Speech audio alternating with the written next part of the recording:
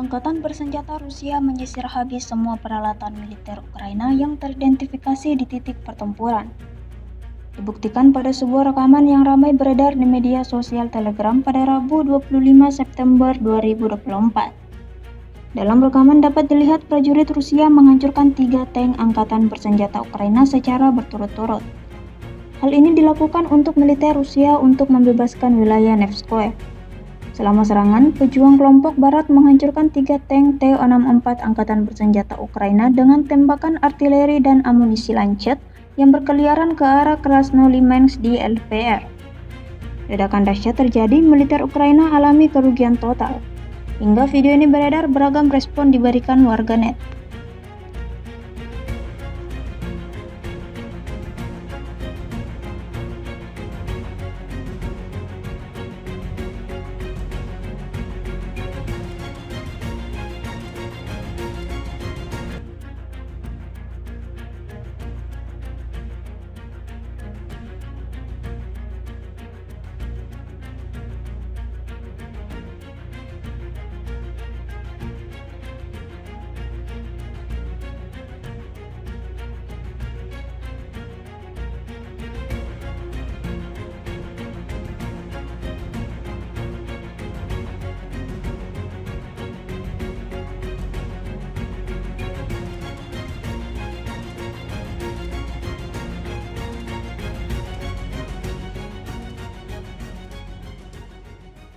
Download Tribun X sekarang, menghadirkan lokal menjadi Indonesia.